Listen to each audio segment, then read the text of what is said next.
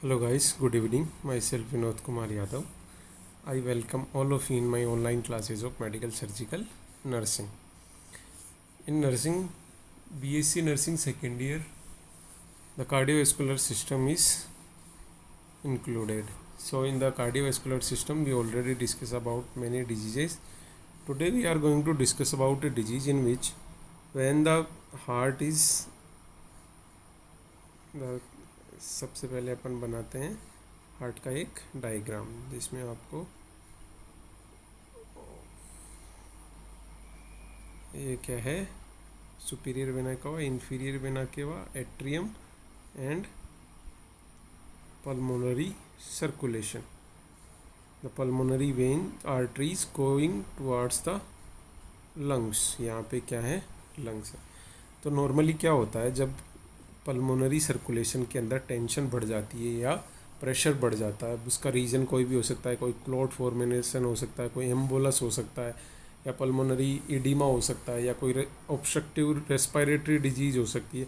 किसी भी रीजन की वजह से जब पल्मोनरी सर्कुलेशन के अंदर प्रेशर बढ़ जाता है तो अल्टीमेटली उसका इफ़ेक्ट किस पे पड़ता है, राइट वेंट्रिकल पे. किस पे पड़ता है, राइट वेंट्रिकल. क्योंकि राइट वेंट्रिकल जब कॉन्ट्रैक्ट करता है या सिस्टोल करता है तो उसकी वजह से जो पम्प्ड ब्लड होता है हो जाता है पल्मोनरी सर्कुलेशन. या पल्मोनरी सर्कुलेशन में या तो कोई ऑब्स्ट्रक्शन है, या प्रेशर ज़्यादा है, या हाइपरटेंशन है, पल्मोनरी हाइपरटेंशन, या whatever the reason blood push नहीं हो पा रहा है, तो अल्टीमेटली उसका इफेक्ट पड़ेगा राइट वेंट्रिकल पे. राइट वेंट्रिकल को ज़्यादा वर्क से काम करना पड़ेगा या ज़्यादा फोर्स से काम करना पड़ेगा. उसकी वजह से राइट वेंट्रिकल या डायलेटेड हो जाता है या फिर हाइपरट्रोपी हो जाती है. तो और ultimately it becomes failure, heart failure हो जाता है, right sided heart failure. Left side पे में भी इसका इतना इफेक्ट ना हो, लेकिन right side of the heart failure fail हो जाता है. और अल्टीमेटली अगर ये फेल होगा तो इसकी वजह से जो पेरिफेरल सर्कुलेशन है उसकी में जो वेनोस रिटर्न हो रहा था उस पर भी इफ़ेक्ट पड़ेगा. तो वो कंडीशन जिसके अंदर पल्मोनरी सर्कुलेशन के अंदर टेंशन बढ़ जाती है और उसकी वजह से राइट वेंट्रिकल पे इफ़ेक्ट पड़ता है, उसके बारे में आज अपन डिस्कस करेंगे. तो उस कंडीशन को किस नाम से जाना जाता है, उस कंडीशन को जाना जाता है कोर पल्मोनेल या फिर पल्मोनरी हार्ट डिजीज, या तो उसको बोला जाता है कोर पल्मोनेल या पल्मोनरी हार्ट डिजीज. मतलब पल्मोनरी इफ़ेक्ट की वजह से अगर हार्ट कॉम्प्रोमाइज्ड हो रहा है या हार्ट पे इफ़ेक्ट पड़ रहा है ड्यू टू पल्मोनरी टेंशन, तो उस कंडीशन को बोलते हैं अपन कोर पल्मोनेल या पल्मोनरी हार्ट डिजीज़. इसके अंदर क्या हो रहा है, cor pulmonale is a condition that mostly arise out of complications from high blood pressure in the pulmonary arteries, या पल्मोनरी हाइपरटेंशन की वजह से. पल्मोनरी हाइपरटेंशन हो रहा है, what ever the reason behind that, उसकी वजह से जब हार्ट कॉम्प्रोमाइज़ हो रहा है या हार्ट प्रॉब्लम फेस कर रहा है तो उस कंडीशन को क्या बोला जाता है, cor pulmonale. It is also known as right sided heart failure, क्योंकि अल्टीमेटली इसका इफेक्ट राइट साइड जो है हार्ट है वो फेल होगा. अगर कंटिन्यूसली ये कंडीशन बनी रही, ट्रीट नहीं हुई, तो अल्टीमेटली इसका इफेक्ट किस पे पड़ेगा, राइट साइडेड हार्ट पे, तो वो फेल हो सकता है. Cor pulmonale causes the right ventricle to enlarge, या तो एनलार्ज हो जाएगा and pump blood less effectively than it should be. क्योंकि जब वर्क फोर्स बढ़ेगा या वर्क बढ़ेगा तो कॉम्प्रोमाइज़ होगा, हाइपरट्रोपी होगी, एनलार्जमेंट होगा, और साथ में जितना काम कर पाता है उतना काम नहीं कर पाएगा. मतलब इसका वर्क फोर्स भी डाउन हो जाएगा. The ventricle is then pushed to its limits and ultimately fails. धीरे धीरे इसकी लिमिट कम हो जाएगी कि अब इस लिमिट से ज़्यादा ये काम नहीं कर सकता और फिर वेंट्रिकल फेल हो जाएगा, जिसको कि अपन राइट साइडेड हार्ट फेलियर भी बोलते हैं. तो इसका रीज़न क्या है, इसका रीज़न है जब पल्मोनरी सर्कुलेशन के अंदर जब टेंशन बढ़ जाती है. अब उसका रीज़न कोई भी हो सकता है. राइट साइडेड हार्ट से पंप होने वाला ब्लड जब पल्मोनरी सर्कुलेशन में जाता है और इसको यहाँ पे रेजिस्टेंस ज़्यादा मिलती है, यहाँ पे रेजिस्टेंस ज़्यादा फेस करनी पड़ती है, तो ये इसका जो वर्क फोर्स है, वर्क करने का जो फोर्स है वो ज़्यादा हो जाएगा और ये हाइपरट्रोपिड हो जाएगा, एनलार्ज हो जाएगा और अल्टीमेटली फेल हो जाएगा. तो इस कंडीशन को किस नाम से जाना जाता है, कोर पल्मोनेल या पल्मोनरी हार्ट डिजीज़ के नाम से जाना जाता है। This condition is often prevented when the high pressure of blood going to the lungs is controlled. जब लंग्स की तरफ जाने वाला प्रेशर है उसको अगर अपन कंट्रोल कर लेते हैं तो इसको प्रिवेंट कर सकते हैं। और untreated pulmonary hypertension can eventually lead to cor pulmonale along with other related life threatening complications, जैसे हार्ट फेलियर भी हो सकता है। अब इसकी इटियोलॉजी की बात करें तो इटियोलॉजी में सबसे मोस्ट इंपॉर्टेंट चीज़ पल्मोनरी हाइपरटेंशन। पल्मोनरी हाइपरटेंशन के भी कई कोजेज हो सकते हैं, जैसे मान लो लेफ्ट साइडेड हार्ट फेलियर हो गया तो उसकी वजह से हो सकता है पल्मोनरी हाइपरटेंशन, या कोई ऑब्स्ट्रक्शन हो, या कोई एम्बोलस हो, या कोई ऑब्स्ट्रक्टिव लंग डिजीज़ हो, तो उन सब कंडीशंस की वजह से ऐसा हो सकता है। Blood clots in the lungs, जो लंग्स की जो पल्मोनरी सर्कुलेशन है उसके अंदर कोई ब्लड क्लॉट बन गया हो, थ्रोम्बस बन गया हो, या कोई और रीज़न हो, जैसे कि डीवीटी की वजह से सबसे ज़्यादा पल्मोनरी एम्बोलिज्म होता है। डीवीटी डीप वेन थ्रोम्बोसिस होता है, यानी जो अपने लोअर एक्सट्रीमिटीज़ हैं इनकी डीप वेन्स के अंदर थ्रोम्बस बन जाता है, तो उस वो क्या है वहाँ से टूट के और सर्कुलेशन के थ्रू पल्मोनरी सर्कुलेशन तक पहुँच जाता है और वो वहाँ पे ऑब्स्ट्रक्शन कोज कर देता है, तो उसकी वजह से भी हो सकता है। इसके अलावा सीओपीडी जो कि ऑब्स्ट्रक्टिव डिजीज़ होती है लंग्स की, इसके अंदर भी ऐसा हो सकता है। लंग टिश्यू डैमेज हो गए हों, मतलब लंग से रिलेटेड या फिर पल्मोनरी सर्कुलेशन में कोई ऑब्स्ट्रक्शन हो, तो उन कंडीशंस में ऐसा हो सकता है। स्लीप एपनिया, जब आदमी सो जाता है तो रेस्पिरेटरी सिस्टम या जो ब्रीदिंग है वो रुक जाती है, ब्रीदिंग डिफ़िकल्टी बिल्कुल absent. A for absent, apnoea मतलब एब्सेंस ऑफ ब्रीदिंग, जैसे difficulty in breathing, dyspnoea, tachypnoea, increase in breathing, bradypnoea, decrease in breathing, वैसे एपनिया मतलब एब्सेंस ऑफ ब्रीथिंग। जब सोता है आदमी तो कई पेशेंट्स में ऐसी प्रॉब्लम होती है कि वो जब सोते हैं तो उनका ब्रीदिंग पैटर्न, ब्रीदिंग जो होती है वो रुक जाती है, तो उस कंडीशन में भी ऐसा हो सकता है। सिस्टिक फाइब्रोसिस, जिसके अंदर लंग्स की इलास्टिसिटी ख़त्म हो जाती है, लंग्स कॉम्प्रोमाइज्ड हो जाते हैं। पल्मोनिक स्टेनोसिस, पल्मोनरी आर्टरीज का स्टेनोसिस हो जाए, या काइफोसिस और स्कोलियोसिस, ये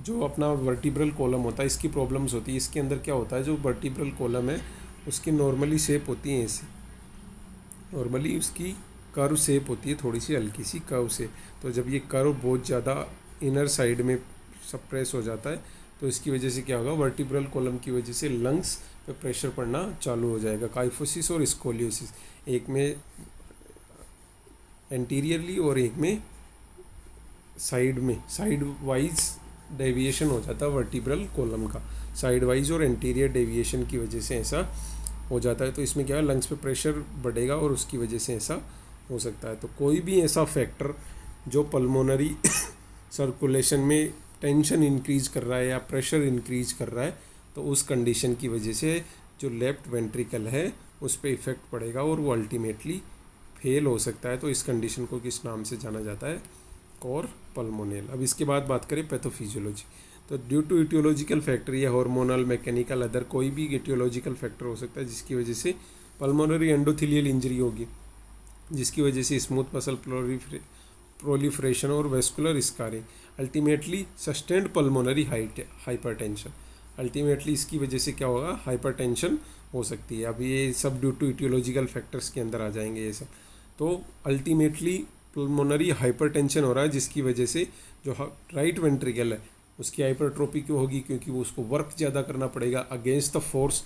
अगर प्रेशर ज़्यादा है तो अगेंस्ट द प्रेशर काम करना पड़ता है जब, तो राइट वेंट्रिकल हाइपरट्रोपी हो जाती है। कोई भी अगर पार्ट है या कोई भी बॉडी का जो सेल्स हैं उनको ज़्यादा काम करना पड़ता है तो धीरे धीरे वो क्या करती है, उस काम के अकॉर्डिंग अपने साइज़ में इंक्रीज़ कर लेती है, नंबर इंक्रीज़ कर लेती है, उसको क्या बोला जाता है, हाइपरट्रोफी।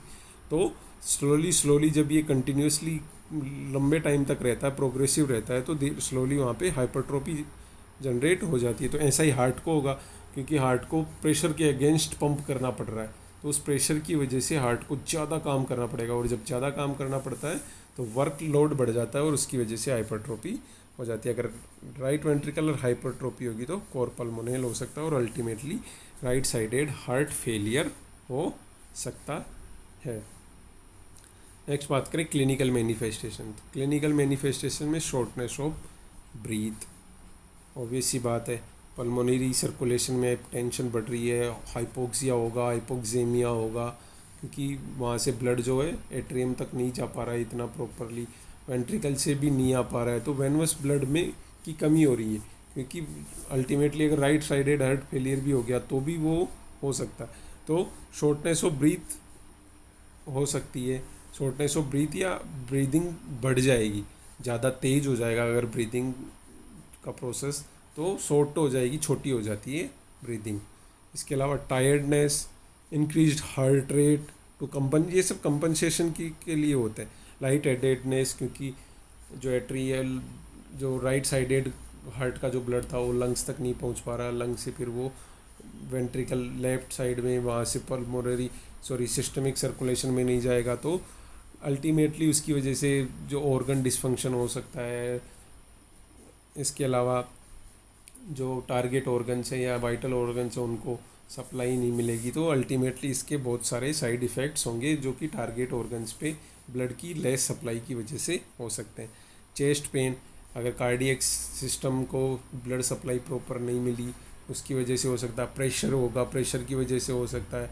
हार्ट फेलियर हो रहा है, मायोकार्डियल डैमेज हो सकता है, तो उसकी वजह से चेस्ट पेन हो सकता है। लेग और फीट स्वेलिंग, क्योंकि जो वेनस ब्लड था वो ड्रेन नहीं हो पा रहा है, तो वेनस ब्लड जब ड्रेन नहीं होगा तो उसकी वजह से क्या होगा, उसकी वजह से जो सर्कुलेशन, जो पेरिफेरल वेसल्स हैं, पेरिफेरल वेन्स हैं, वहाँ पे ब्लड पूलिंग होना चालू हो जाएगी, ब्लड वहाँ पे इकट्ठा होना चालू हो जाएगा, तो उसकी वजह से लेग और फीट्स में स्वेलिंग, वेनस रिटर्न का प्रेशर कम हो जाएगा, क्योंकि आगे पहले यहाँ से यहाँ प्रेशर बढ़ रहा है, यहाँ प्रेशर ज़्यादा है, तो यहाँ पे प्रेशर बढ़ जाएगा, यहाँ से यहाँ प्रेशर बढ़ेगा, तो नीचे डाउनवर्ड और अपवर्ड प्रेशर ज़्यादा हो सकता है। इसके अलावा फेंटिंग हो सकता है, क्योंकि ब्लड सप्लाई कम हो जाएगी, तो फेंटिंग हो सकती है। एक्सेसिव कफिंग हो सकती है, क्योंकि पल्मोनरी हाइपरटेंशन है, पल्मोनरी सर्कुलेशन में बहुत ज़्यादा प्रेशर है, तो उसकी वजह से कफिंग। वीजिंग हो सकता है, वीजिंग साउंड आपको सुनने को मिल सकता है। एक्सेसिव फटीग हो सकता है।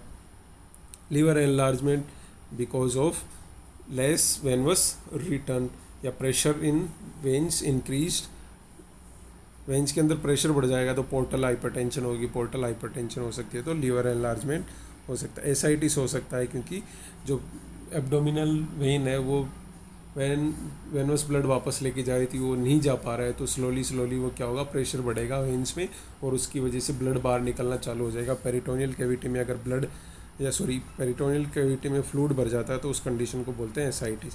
एब्डोमिनल वेनस रिटर्न स्लो हो गया है, कम हो गया है, उसकी वजह से प्रेशर बढ़ेगा और हो सकता है एसाइटिस। इसके अलावा अपर जो सुपीरियर वेना के हुआ उससे वेनस रिटर्न कम है, क्योंकि आगे प्रेशर ज़्यादा है, यहाँ प्रेशर ज़्यादा है, तो ये ब्लड पीछे की तरफ स्लोली ये प्रेशर बढ़ता जाएगा, तो उसकी वजह से जुगुलार वेनस प्रेशर भी अपने को देखने को मिल सकता है। इसके बाद बात करते हैं डायग्नोस्टिक इवेल्युएशंस की। डायग्नोस्टिक इवेल्युएशन में हिस्ट्री है, फिजिकल एग्जामिनेशन है, सीटी स्कैन करके देख सकते हैं, इकोकार्डियोग्राम के थ्रू अपन विजुलाइज कर सकते हैं, चेस्ट एक्सरे कर सकते हैं जिसके अंदर, या लंग स्कैन जिसको ब्लड क्लॉट्स और इनको अपन डिटेक्ट कर सकते हैं। एलएफटी लंग्स कितना फंक्शन कर रहे हैं एलएफटी कर सकते हैं, और राइट हार्ट का कैथेटराइजेशन करके अपन पता लगा सकते हैं कि कितना इफेक्ट हो रहा है, कितना राइट साइडेड हाइपरट्रोपी कितनी हो रही है, वेंट्रिकुलर हाइपरट्रोपी कितनी हो रही है, उन सबको अपन विजुलाइज कर सकते हैं। इसके बाद बात करते हैं मैनेजमेंट। तो नॉन फार्मेकोलॉजिकल मैनेजमेंट की बात करें तो ऑक्सीजन थेरेपी सबसे इम्पोर्टेंट बात, क्योंकि ऑक्सीजन हाइपोक्सिया हो सकता है और उसकी वजह से अल्टीमेटली फर्दर बहुत सारे सिम्टम्स आ सकते हैं, तो अपने को ऑक्सीजन थेरेपी देनी है। पॉजिटिव प्रेशर वेंटिलेशन, क्योंकि लंग्स में भी काम ना करे प्रॉपरली, तो उसको ट्रीट करने के लिए, उसको हेल्प करने के लिए अपन पॉजिटिव प्रेशर वेंटिलेशन यूज कर सकते हैं। इसके अलावा एक होती है फेलिबोटमी। इसके अंदर क्या होता है, एक प्रोसेस होता है जिसके अंदर वेन को पंक्चर करके और वहाँ से ब्लड अपन बाहर निकाल लेते हैं ताकि प्रेशर को कम किया जा सके। इसको वेनी पंक्चर के नाम से भी जाना जाता है। फेलिबोटमी, फेलिबेक्टमी, दो अलग अलग प्रोसीजर होते हैं। फेलिबेक्टमी जब डीवीटी के अंदर किया जाता है और फेलिबोटमी ब्लड को बाहर निकाल के प्रेशर को कम करने के लिए ब्लड बाहर निकाला जाता है, तो उस कंडीशन को फेलिबोटमी या उस प्रोसेस को फेलिबोटमी बोला जाता है। इसके अलावा फार्मेकोलॉजिकल मैनेजमेंट की बात करें तो डायूरेटिक्स, क्योंकि यहाँ पे फ्लूइड का अमाउंट बहुत ज़्यादा बढ़ गया है, पल्मोनरी हाइपरटेंशन हो रही है, तो अपन फ्लूइड का वॉल्यूम कम करने के लिए डायूरेटिक्स दे सकते हैं ताकि डायूरेसिस बढ़ा सके, यूरिन फॉर्मेशन बढ़ा सके और उसके हेल्प से फ्लूइड बाहर निकलना चालू हो जाए। कैल्शियम चैनल ब्लॉकर्स हार्ट के वर्कलोड को, कॉन्ट्रैक्शन जो मायोकार्डियल कॉन्ट्रैक्शन है उसको कम करने के लिए अपन कैल्शियम चैनल ब्लॉकर्स दे सकते हैं। और पल्मोनरी वेसोडाइलेटर्स, जो पल्मोनरी वेसल्स हैं उनको डायलेट करने के लिए ताकि प्रेशर को डिक्रीज किया जा सके, पल्मोनरी वेसोडाइलेटर्स दे सकते हैं। जैसे प्रोस्टाग्लैंडिन से ये पल्मोनरी आर्टरीज के प्रेशर को कम कर सकते हैं। एरोजोलाइज्ड प्रोस्टासाइक्लिन है, ये वेसोडाइलेशन करके पल्मोनरी आर्टरी का और कार्डियक आउटपुट को भी बढ़ाते हैं। इसके अलावा नाइट्रिक ऑक्साइड या नाइट्रोग्लिसरीन जो अपन नॉर्मली यूज करते हैं वो अपन दे सकते हैं। इसके अलावा ब्रोंकोडाइलेटर्स यूज कर सकते हैं जैसे थियोफाइलिन, ताकि ऑब्स्ट्रक्टिव डिजीज जो लंग्स के अंदर जो ऑब्स्ट्रक्शन जैसे COPD हो रखा था उसको रिलीव किया जा सके। एंटीकोएगुलेंट जैसे वारफेरिन ओरली दी जाती है और हिपेरिन IV दी जाती है। तो यहाँ पे ओरल वारफेरिन यूज करेंगे, क्योंकि अगर कोई क्लॉट फॉर्मेशन है, कोई क्लॉट बना हुआ है अगर पल्मोनरी सर्कुलेशन के, तो उसको डिसॉल्व करने के लिए और उस फर्दर और कोएगुलेशन ना हो, उस क्लॉट को और ज़्यादा कोएगुलेशन होके थ्रोम्बस ना बन जाए उसके लिए एंटीकोएगुलेंट्स देंगे और थ्रोम्बोलाइटिक्स, उस थ्रोम्बस को लाइसिस करने के लिए अपन, और फाइब्रिनोलाइटिक्स भी दे सकते हैं। फाइब्रिनोलाइटिक्स या थ्रोम्बोलाइटिक्स ये सब ट्रीटमेंट अपन दे सकते हैं। तो ये था गाइस कोर पल्मोनेल या पल्मोनरी हार्ट डिजीज़ के नाम से जाना जाता है। इसमें क्या होता है, जब पल्मोनरी सर्कुलेशन के अंदर प्रेशर बढ़ जाता है तो उसका अल्टीमेटली इफेक्ट राइट वेंट्रिकल पे पड़ता है और राइट वेंट्रिकल हाइपरट्रोफी हो सकती है या राइट वेंट्रिकुलर फेलियर भी हो सकता है। राइट वेंट्रिकुलर हाइपरट्रोफी या राइट वेंट्रिकुलर फेलियर हो सकता है, जिसकी वजह से ये कंडीशन आपको देखने को मिल सकती है। इसके बाद बात करें इसकी एटियोलॉजी में, तो एटियोलॉजी में क्या होता है, नॉर्मली जो भी फैक्टर्स जो कि पल्मोनरी टेंशन को बढ़ा रहे हैं या पल्मोनरी सर्कुलेशन में प्रेशर को बढ़ा रहे हैं, वो सारे फैक्टर्स जैसे कोई क्लॉट हो या फिर ऑब्स्ट्रक्टिव लंग डिजीज हो सकती हैं या फिर लेफ्ट साइडेड हार्ट फेलियर भी हो सकता है, क्योंकि उसकी वजह से भी पल्मोनरी हाइपरटेंशन बढ़ सकती है। तो वॉट एवर द रीजन जिसकी वजह से जो पल्मोनरी सर्कुलेशन है उसके अंदर प्रेशर बढ़ रहा है और उसकी वजह से अल्टीमेटली जो राइट वेंट्रिकल है उस पर इफेक्ट पड़ रहा है, वो सारे फैक्टर्स अपन इसके अंदर इंक्लूड कर सकते हैं। इसके बाद बात करें क्लिनिकल मैनिफेस्टेशंस की, तो लंग्स ऑब्स्ट्रक्टिव लंग डिजीज है तो उनके सिम्टम्स भी आ सकते हैं। पल्मोनरी हाइपरटेंशन है तो वहाँ पे पल्मोनरी हाइपरटेंशन से रिलेटेड सिम्टम्स जैसे ब्रीदिंग डिफ़िकल्टी या स्लीप एपनिया या फिर और कंडीशंस जैसे क्रैकल साउंड्स आपको सुनाई दे सकते हैं, क्योंकि पल्मोनरी हाइपरटेंशन हो सकता है तो उसकी वजह से क्रैकल्स भी आपको सुनाई दे सकते हैं। इसके अलावा जो अगर राइट साइडेड हार्ट फेलियर से रिलेटेड सिम्टम जैसे जुगुलार वेनस डिस्टेंशन, नीचे की बात करें तो लेग्स के अंदर आपको ब्लड पूलिंग या फ्लूइड पूलिंग मिल सकती है, एडिमा हो सकता है, लिवर एनलार्जमेंट हो सकता है, एसाइटिस हो सकता है, ये सब कंडीशंस आपको देखने को मिल सकती है। मैनेजमेंट में बात करें तो अपन डायूरेटिक्स दे सकते हैं, थ्रोम्बोलाइटिक्स दे सकते हैं, एंटीकोएगुलेंट्स दे सकते हैं, कैल्शियम चैनल ब्लॉकर्स दे सकते हैं, ताकि अपन फ्लूइड को बाहर निकाल सकें, हार्ट के वर्क को कम कर सकें और साथ के अंदर जो थ्रोम्बस या क्लॉट फॉर्मेशन हो रखा है उसको डिसॉल्व करके इस प्रॉब्लम को रिलीव किया जा सके। थैंक यू गाइस, ये था कोर पल्मोनेल। अच्छा समझ में आया हो, वीडियो अच्छा लगा हो तो like share and subscribe on my YouTube channel जिसका नाम है medical surgical for nurses. Medical surgical for nurses. ये कंपटीशन एग्ज़ाम्स के हिसाब से मैंने ये वीडियोज़ नहीं बनाए, ये वीडियोज़ हैं for the comprehensive study for the students, they are studying the BSc nursing for the examination preparation. Thank you guys for listening me. Like share subscribe, अपने फ्रेंड्स के साथ भी इसको शेयर करें।